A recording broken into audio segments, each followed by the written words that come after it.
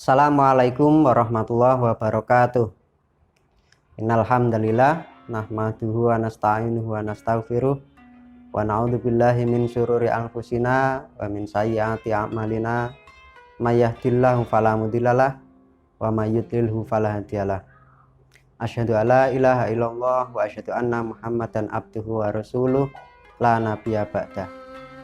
Pertama-tama marilah kita panjatkan puji syukur kehadirat Allah Subhanahu wa taala yang telah memberikan rahmatnya sehingga kita masih dipertemukan kembali dengan nikmatnya bulan Ramadan. Shalawat serta salam semoga senantiasa tercurahkan kepada junjungan kita Nabi besar Muhammad SAW, Nabi akhir zaman yang insya Allah akan selalu menjadi suri teladan bagi kita sekalian.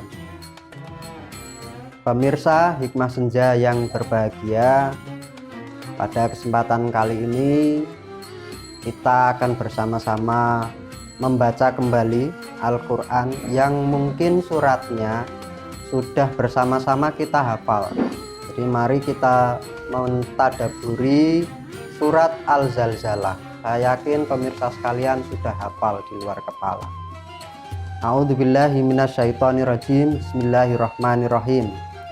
Idza zulzilatil ardu zilzalaha wa akhrajatil ardu asqalaha wa qalal insanu malaha yauma idzin tuhaddisu akhbaraha bi anna rabbaka awhalaha yauma idzi yasdurun nasu astatan liyurau a'malahum famay ya'mal misqala dzarratin khairan yarah wa may ya'mal misqala dzarratin syarran yarah.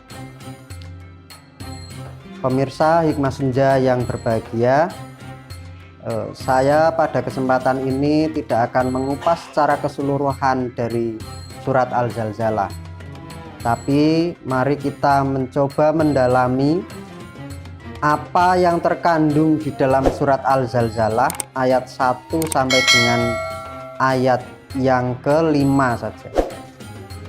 Karena sesuai dengan bahasa, Al-Zalzalah artinya guncangan. Nah, sebenarnya surat Al-Zalzalah ini adalah surat yang menggambarkan bagaimana proses kejadian kiamat. Tapi kita nanti pembahasannya tidak menitik beratkan pada kiamat, tapi surat mengenai guncangan ini, Al-Zalzalah ini, kita ambil dalam konteks kekinian pada kehidupan kita saat ini. Kita mulai dari ayat yang pertama. Idza zulzilatil ardu zilzalaha, apabila bumi diguncangkan dengan guncangan yang dahsyat.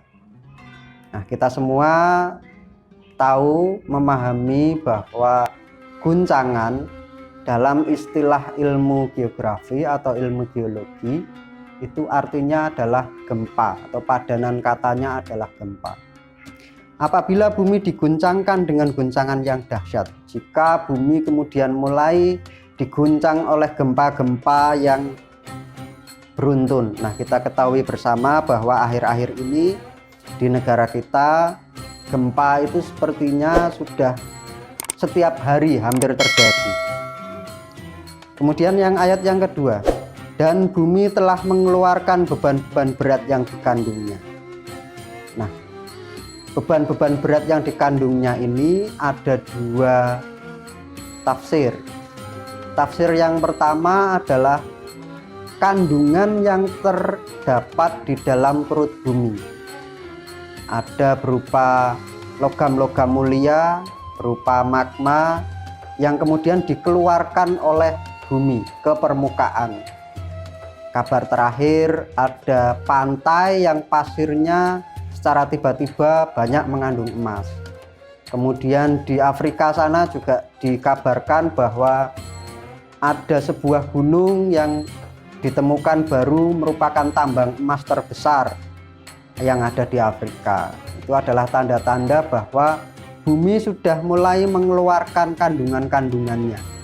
Jadi kandungan-kandungan yang berada di dalam perut bumi dikeluarkan oleh bumi. Kemudian kita masuk ke ayat yang ketiga. Dan manusia bertanya, Ayat yang ketiga, wa qalal insanu malaha, dan manusia bertanya, ada apakah yang terjadi dengan bumi ini? Nah, ini ketika gempa sudah mulai hampir terjadi setiap hari, kemudian beban-beban berat yang dikandung oleh bumi berupa logam-logam mulia itu sudah dinampakkan di permukaan bumi. Nah, kemudian ini terjadi kebingungan, maka manusia ini banyak yang bertanya, kita semua bertanya, ini sebenarnya ada apa? Kok ada fenomena yang dulu tidak terjadi, sekarang menjadi seperti biasa terjadi. Kemudian yang keempat, ayat yang keempat, yauma idzin tuhaddisu akhbaraha. Pada hari itu bumi menyampaikan beritanya. Nah, inilah saat-saat bumi sedang menyampaikan sebuah kabar berita. Kabar beritanya apa? Kabar beritanya adalah yang terdapat di dalam ayat yang kelima. Bi anna rabbaka auhalaha. Karena sesungguhnya Tuhanmulah yang telah memerintahkan yang demikian itu kepadanya. Bahwa segala sesuatu yang terjadi itu adalah atas perintah dari Allah Subhanahu wa Ta'ala. Itu menunjukkan bahwa kita sama sekali tidak punya daya dan upaya untuk melawan kehendak Allah yang dilewatkan melalui kekuatan alam berupa gempa, berupa keluarnya bahan-bahan yang dikandung oleh bumi itu sendiri. Nah, pemirsa Hikmah Senja yang berbahagia, pembahasannya kita cukupkan di ayat yang kelima, tapi kemudian ada pesan yang ingin saya sampaikan, bahwasanya terkait dengan ayat yang pertama, idza zulzilatil ardu zilzalaha, apabila bumi diguncangkan dengan guncangan yang dahsyat, yang dalam bahasa keseharian kita adalah gempa. Apabila gempa terjadi di mana-mana, nah sekarang jika gempa terjadi, apakah yang harus kita lakukan? Nah, ini yang perlu kita persiapkan. Dalam istilah penanggulangan bencana ada istilah namanya PRBBK, pengurangan resiko berbasis komunitas. Nah, inilah yang harus kita siapkan, komunitas-komunitas kita, perkumpulan-perkumpulan kita, jamaah masjid, jamaah musola, jamaah pengajian, atau yang paling mungkin dilakukan adalah keluarga kita harus kita siapkan.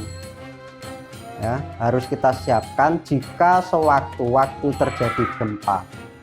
Hal yang paling sederhana dan paling mudah dan mungkin untuk disiapkan adalah per keluarga itu menyiapkan tas yang namanya tas siaga bencana. Nah, di dalam tas itu kemudian kita masukkan beberapa bekal yang ketika terjadi gempa itu bisa langsung kita akses dan kita selamatkan. Nah, untuk standarnya tas siaga bencana itu sekurang-kurangnya berisi yang pertama pakaian untuk satu setel ganti, satu set pakaian ganti, satu setel. Kemudian yang kedua identitas, fotokopi KTP, fotokopi KK, atau surat-surat berharga lainnya, fotokopi BPKB, fotokopi sertifikat, itu diletakkan dalam satu tas. Kemudian yang ketiga adalah bahan makanan yang awet, sifatnya awet, ya, bahan makanan yang sifatnya awet. Nah, kemudian yang selanjutnya, yang kelima, yang pertama pakaian, kemudian yang kedua identitas, yang ketiga surat-surat berharga, yang keempat makanan siap saji yang awet, kemudian yang selanjutnya adalah senter atau penerangan. Senter atau penerangan. Kemudian selanjutnya ini sudah tidak wajib, sifatnya tidak wajib. Yang wajib ini 5 ini. Yang bisa ditambahi kemudian dengan mantol atau jas hujan. Ini mantol atau jas hujan ini diusahakan yang bentuknya kelelawar.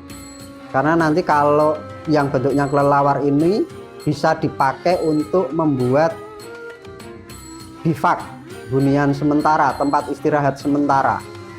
Ketika memang terjadi gempa kemudian bangunan seluruhnya roboh, maka kita bisa menggunakan mantol jas hujan kelelawar ini yang bisa kita pakai untuk sebagai tempat berteduh.